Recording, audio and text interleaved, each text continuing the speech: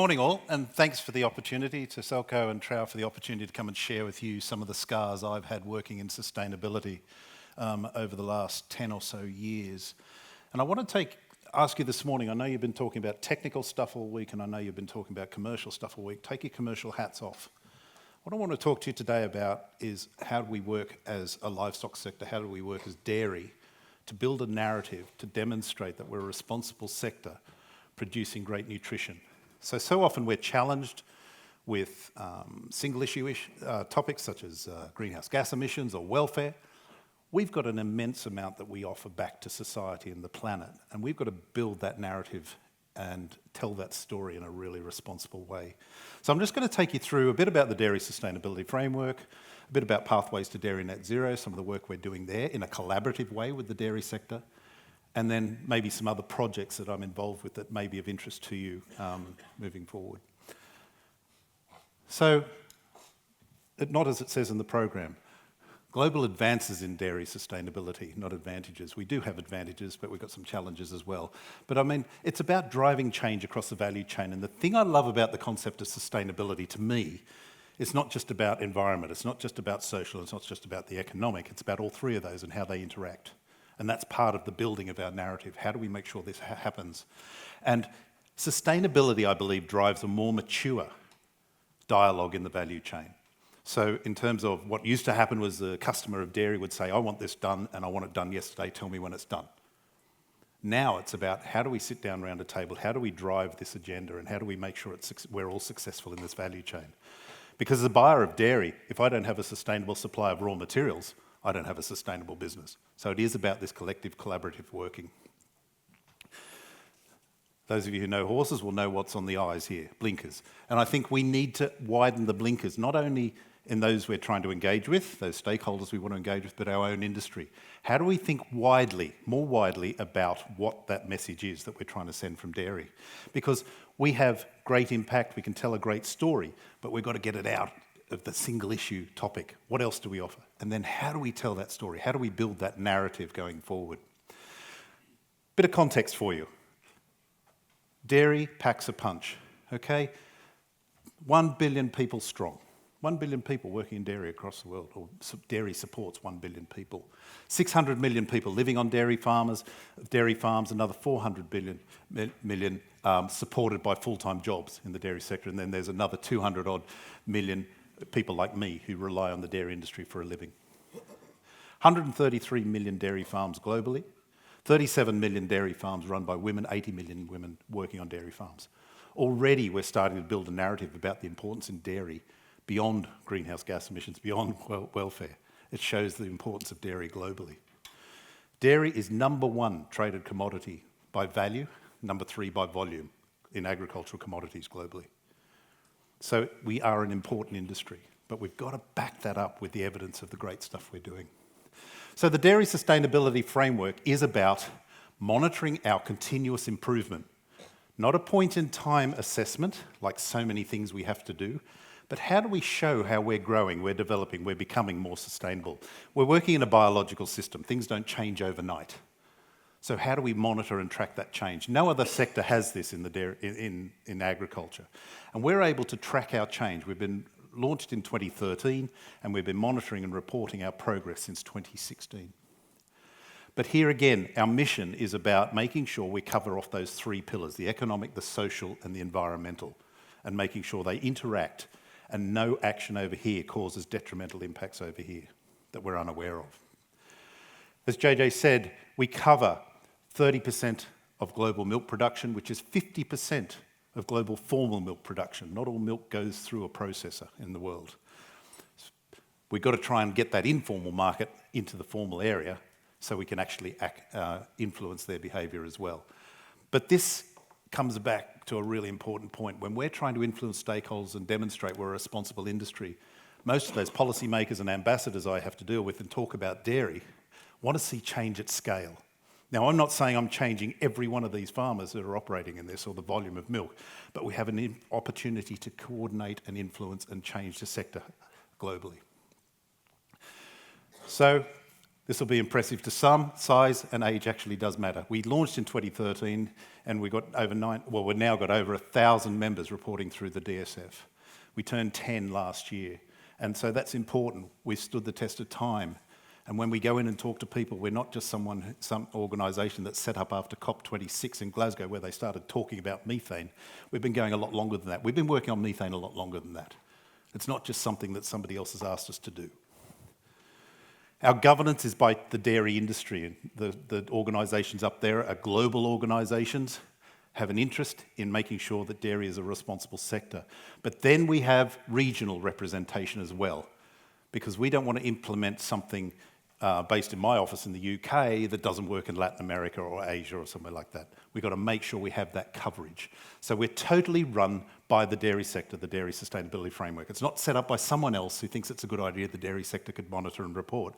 It's about dairy sector being accountable, stepping up and saying, yep, we're going to monitor this and we're going to see how we progress. But recognising we're totally run by the dairy sector, I have a multi-stakeholder advisory group with these organisations. We didn't want to get pinged by any organisation saying, oh, well, you're just sitting in a dark and smoke-filled room deciding what's great for the dairy sector, how can you pull the wool over our eyes? It's about making sure we're accountable. And these organisations actually guide me. They challenge. And as I say to them, you can throw rocks at us, but you can't walk away. Help us find the solutions to the challenges you're identifying. And we have just been so lucky with this group, and I think it comes back to people. The people we've got on this group are really ambitious about helping us find solutions to the challenges we identify going forward. You'll see we've got the Global Roundtable for Sustainable Beef on there. A lot of the dairy sector say, hey, we've got to stay away from beef sector, they're the bad guys. No way. We're guilty by association. 50% of the world's beef comes from the dairy herd. So we've got to work with them. In fact, I was on a call last night with the Executive Committee of the Global Roundtable for Beef, which I sit on, looking at how we can build collaborative programs in welfare, environment. So there's opportunity there as well. As a snapshot, don't worry about the top bit too much. We're just doing the 2023 reporting now. I just saw the final draft last night. But this comes back to the story, building the narrative. Dairy farmers are caring for more than 25 million hectares reporting through the framework. 2.4 million employees, 500,000 farmers. So what we're able to do here is start building the narrative. Don't think narratives have to be complex and detailed. It talks about we're monitoring, we're helping, we're monitoring how these guys are performing, and they're helping us build the story about how we're progressing. We ask our members to go through and prioritise each of the 11 criteria we have that cover the 3 pillars of sustainability.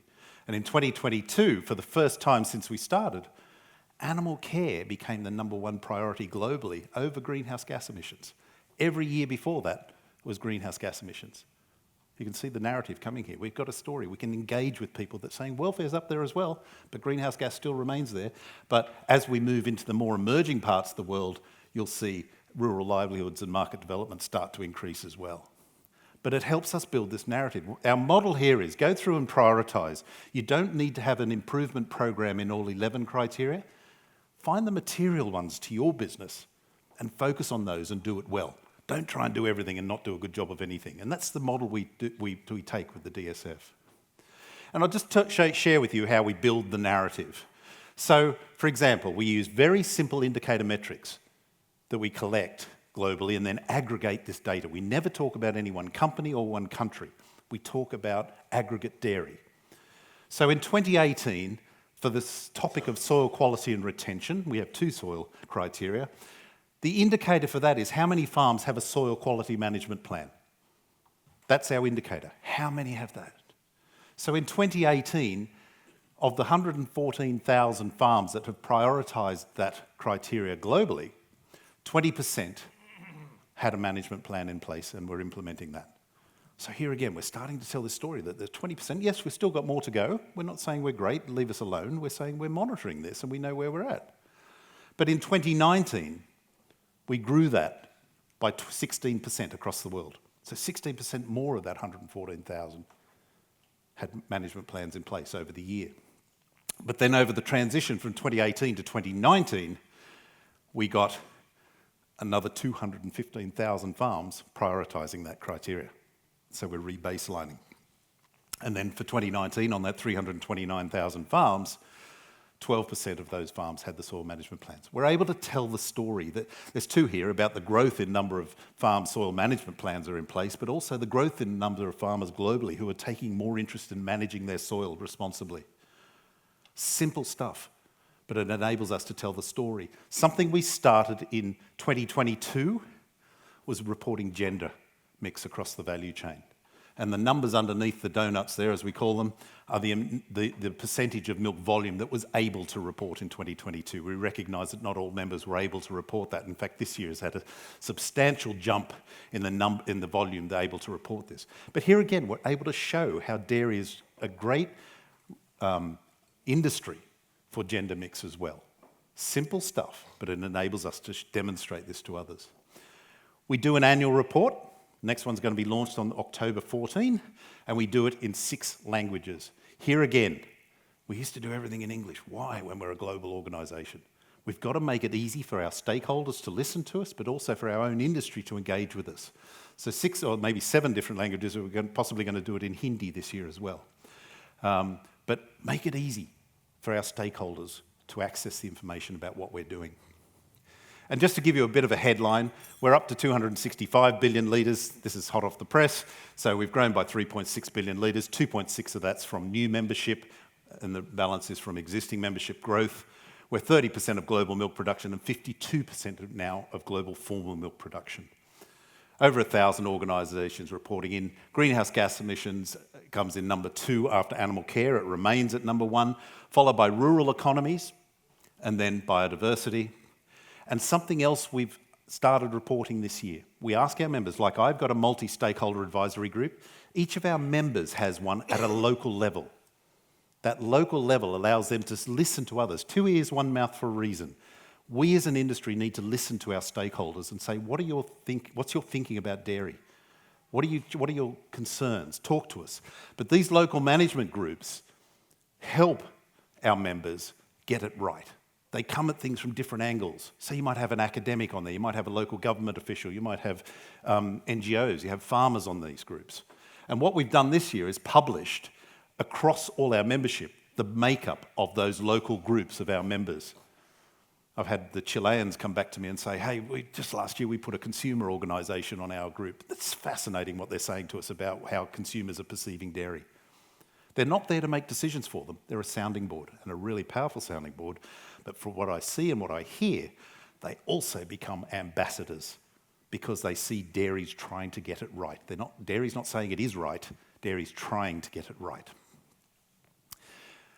And amazed rose in that. Something else we've done with funding from the International Fund for Agricultural Development and Global Dairy Platform is tried to bring the DSF into the more emerging dairy economies. So we did projects across Rwanda, Kenya, India, and Vietnam to demonstrate that the DSF model, the implementation model, was appropriate. And these case studies are all on our website, but we did this and demonstrated that the DSF model can work in even smallholder systems in India. It is relevant. And that's our next move. We're predominantly a developed world reporting system at the moment, and we're now moving into the areas of the world where they're more emerging dairy economies, which is also the area where we've got growth in cows, growth in cow numbers, growth in production, and growth in consumption. So we need to work in these areas. We cannot not include the emerging dairy economies. We cannot just sit here in the Netherlands and say, we're okay, we're managing our greenhouse gas emissions, let them get on with it. We're in this together. Because those stakeholders I deal with at the climate change conferences, and I sit around the table with the negotiators, are saying they don't really care where the greenhouse gases emissions are coming from. They just see it as dairy. So we've got to work on this together. And something we've done as a result of this is we've created a new, what we call stage 1 membership level. Takes all the bureaucracy out. You don't need to build a local management group. You don't need to go through materiality. Just get in the tent with us and work with us on this on a pre-competitive basis. And we will deliver this, and we will give you the skills to move into doing the DSF model. So it's actually bringing them in. And this is a process that was built with the support of the United States AIDA organisation, with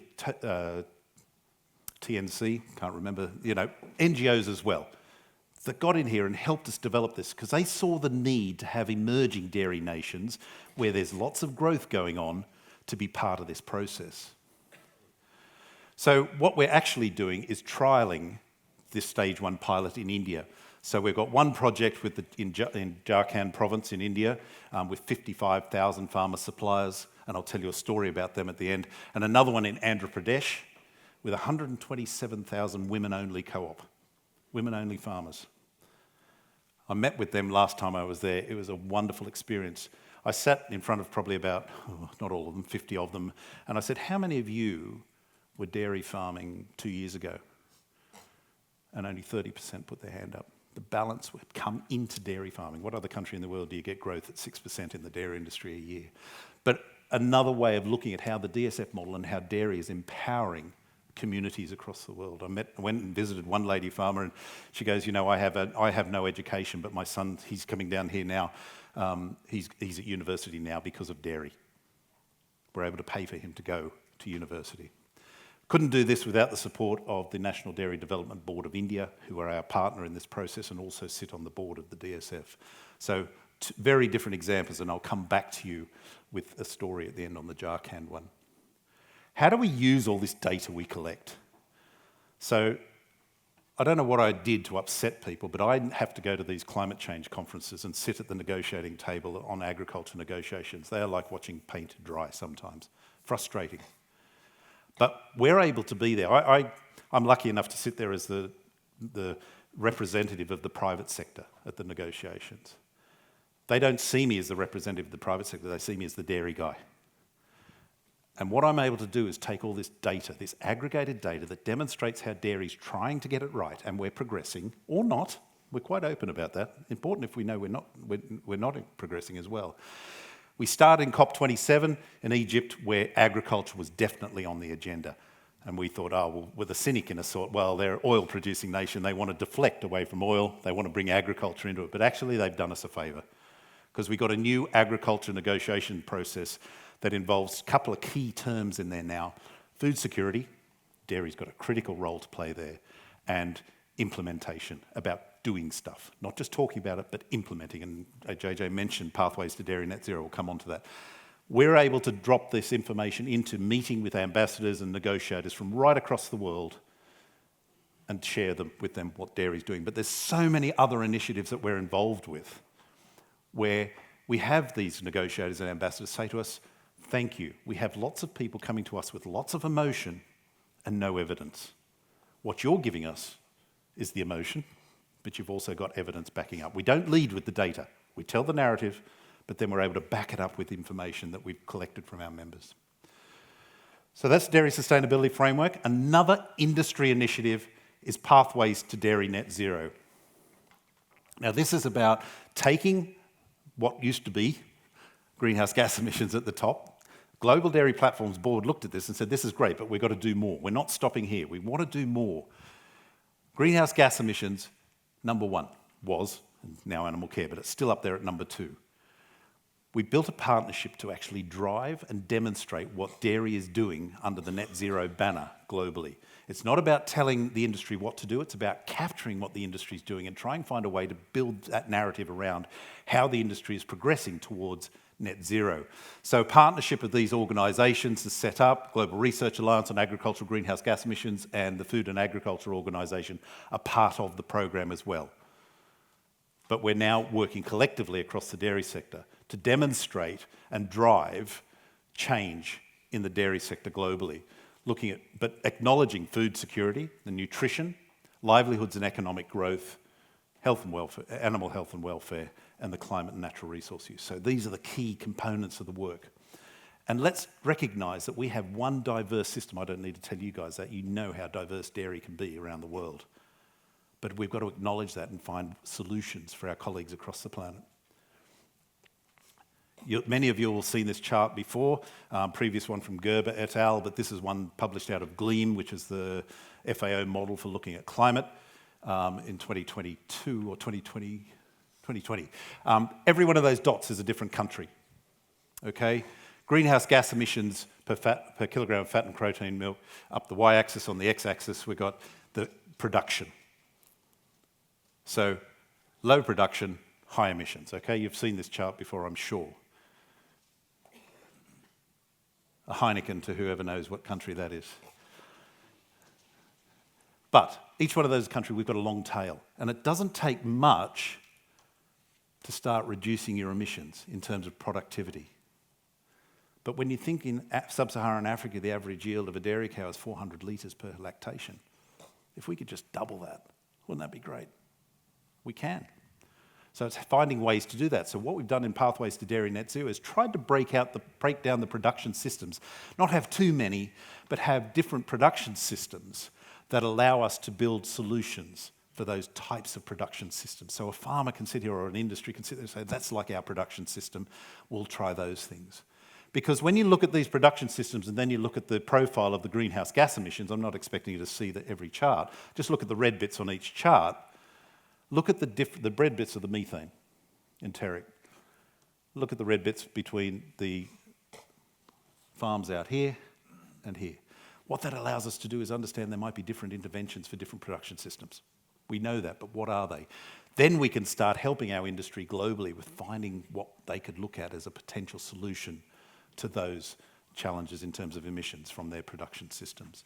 So it's working with our colleagues in the FAO and IFCN and others around the world to try and find these solutions. We don't claim to have all the answers. It's about finding those. And part of our challenge is barriers to adoption at farm level. And here again, you guys probably know more of this than I.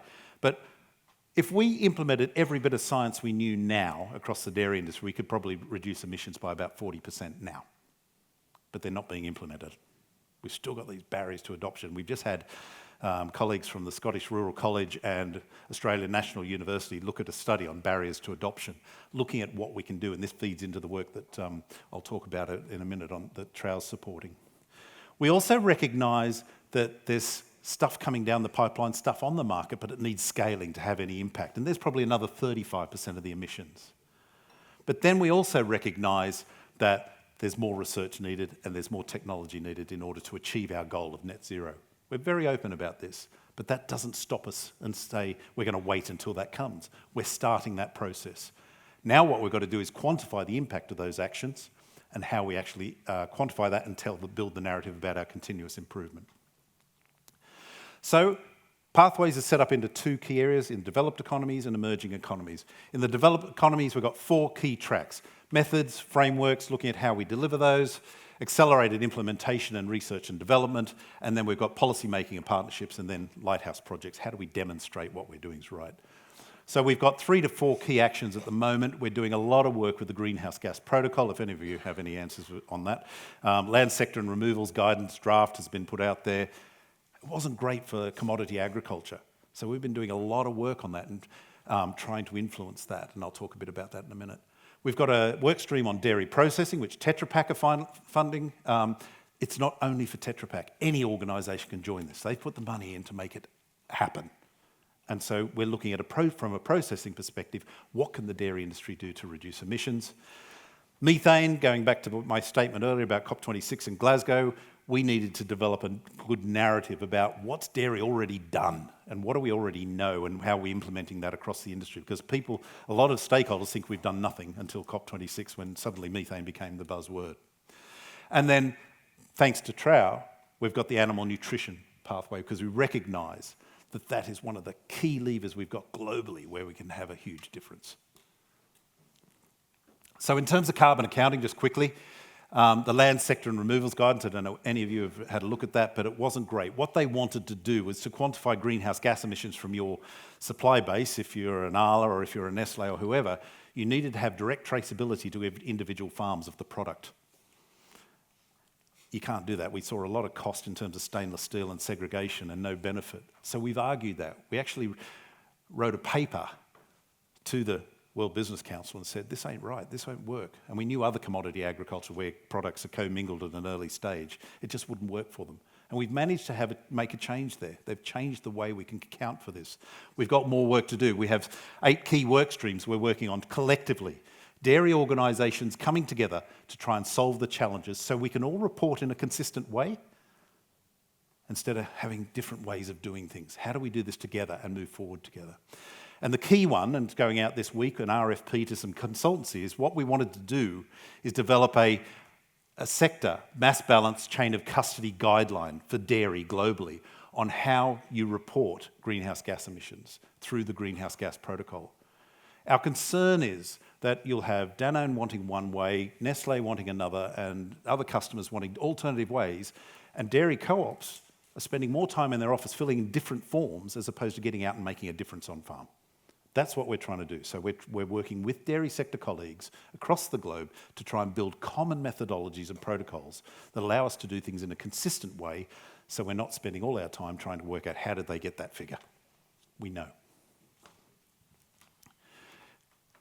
Animal nutrition. Thanks to Trow again. I mean, this has been really exciting work because we know this is where we can have an impact. We met in Leiden, JJ, Leiden? Yes.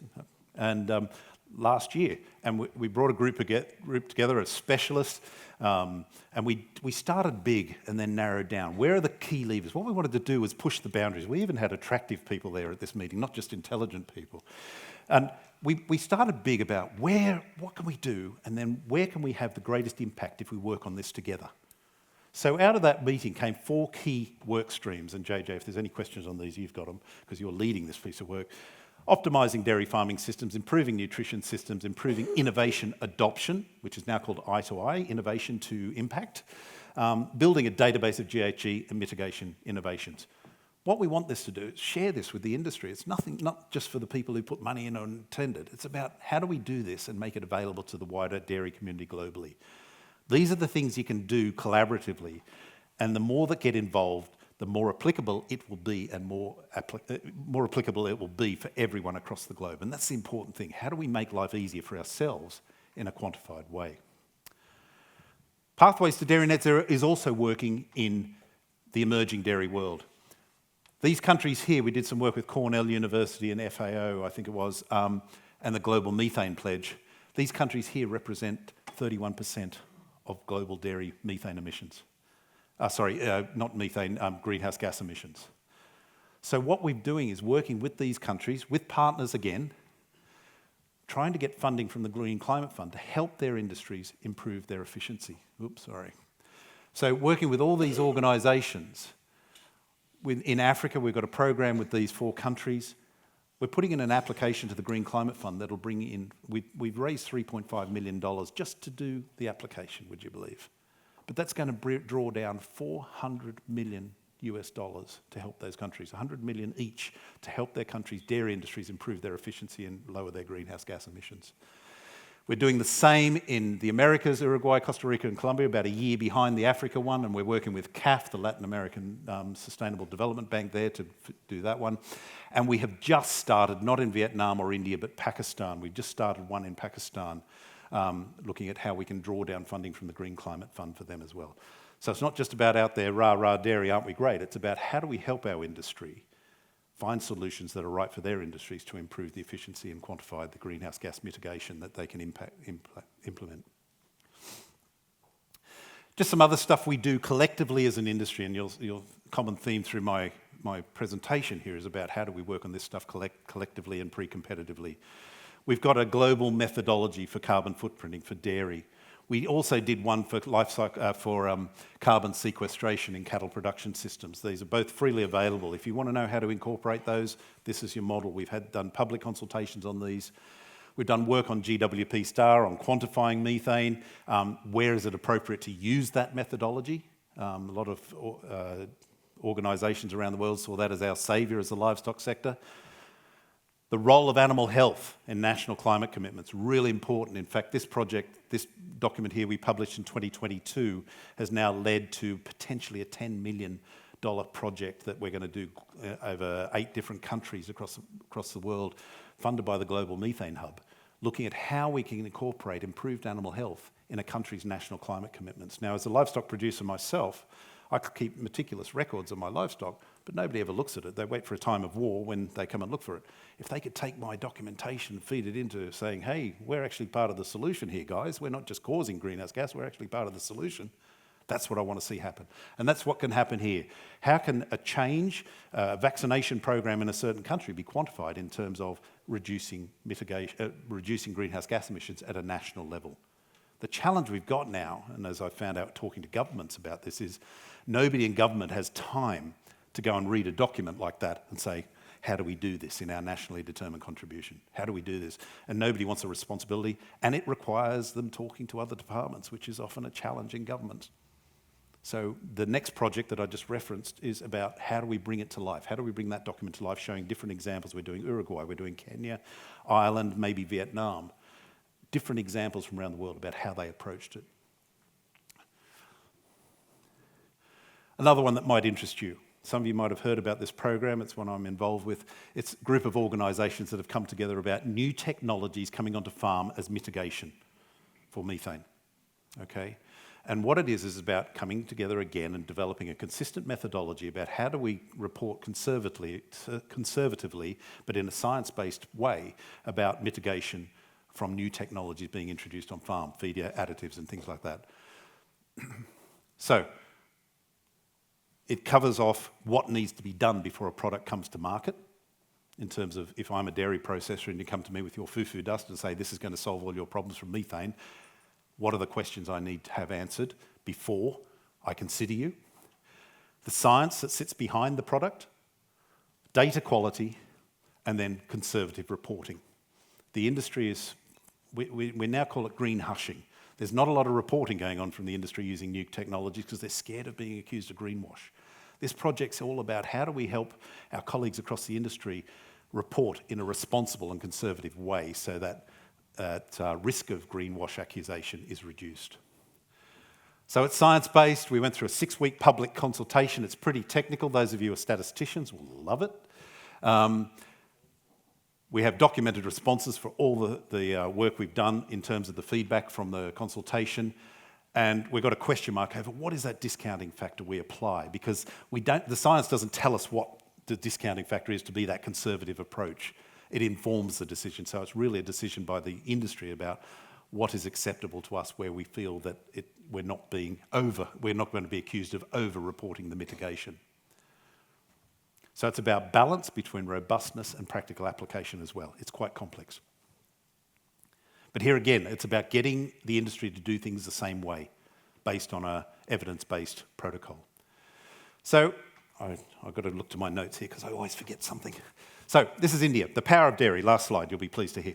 Power of dairy. So this is up in Jharkhand province. This is a traditional native area where they're subsistence farming only, not traditional dairy area. Dairy has come in here through the Jharkhand Milk Producer Federation. So these are the men from the village I had to meet with first under the tree and talk about the dairy program.